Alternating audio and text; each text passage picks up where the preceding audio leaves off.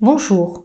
Pour cette chronique, la tête dans les étoiles, j'avais envie de m'amuser et d'apporter un regard différent sur les signes astrologiques. Une façon décalée de revisiter les signes.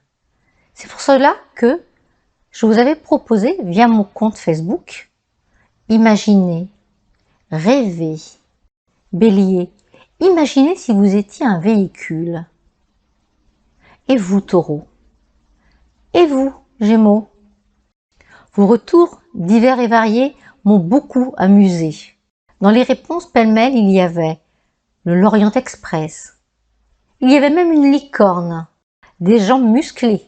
Il y avait aussi un fourgon, un voilier. Je tiens à remercier toutes les personnes qui ont participé. Je précise qu'il n'y a ni bonne ni mauvaise réponse.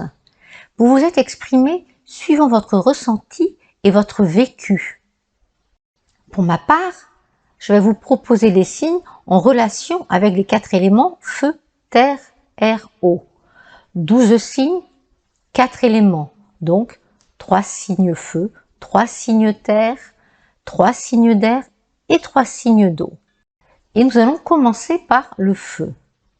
Dans les signes de feu, nous allons trouver le bélier, le lion et le sagittaire. Ce sont des signes énergiques, explosifs, volcaniques. Ils ont pour effet de dynamiser, ils boostent, ils sont un stimulant. Alors, pour le bélier, je vous propose une moto pour la liberté, la vitesse et l'adrénaline. Pour le lion, j'ai pensé à une Ferrari pour le prestige du véhicule et la vitesse. Et pour le sagittaire, une Formule 1 pour la compétition entre autres, mais aussi pour atteindre son but. Et maintenant, passons à l'élément terre. On va trouver le taureau, la vierge et le capricorne. La terre, c'est la sensation. Ces signes ont développé un grand sens pratique. Ils savent se montrer prudents et on peut compter sur eux. Pour le taureau, je vous propose le chariot pour faire les courses et satisfaire sa gourmandise. Pour la vierge, j'ai pensé à une moissonneuse-batteuse. Pourquoi? Parce qu'elle permet de faire simultanément et la moisson et le battage. C'est son côté pratique à la Vierge. Le Capricorne, je vous propose le tracteur pour sa lenteur et sa persévérance. Il avance lentement mais sûrement. Allons faire un tour maintenant du côté de l'élément air. On va trouver les Gémeaux, la Balance et le Verseau. Cet élément, c'est la pensée. Ils ont un grand potentiel d'adaptabilité qui facilite leur communication. Mais cela indique aussi une légèreté, voire même une certaine instabilité. Alors, pour les Gémeaux, j'ai pensé au vélo. Et puis je me suis reprise. Et je vous propose le tandem pour son côté double. Pour la Balance, puisque on rentre dans la vie sociale avec ce signe, j'ai pensé à un bus. Et pour le Verseau, puisqu'il a un lien avec l'espace, je vous propose une fusée ou un avion. Et nous finissons avec l'élément eau.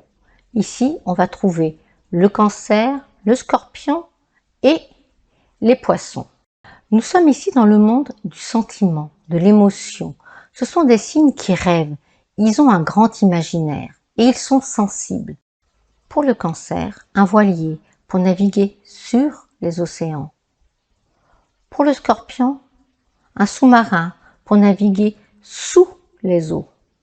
Et pour les Poissons. Alors pour les Poissons, j'ai pensé à l'arche de Noé, pour embarquer un maximum de personnes, pour sauver un maximum de gens. Pourquoi un véhicule?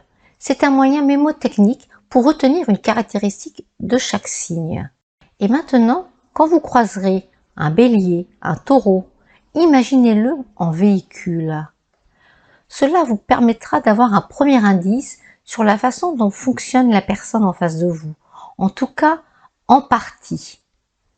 Parce qu'il ne faut pas faire du systématique, je vous le rappelle. J'espère que ce tour d'horizon décalé des signes du zodiaque vous aura autant amusé que moi. Portez-vous bien et à très bientôt. Au revoir.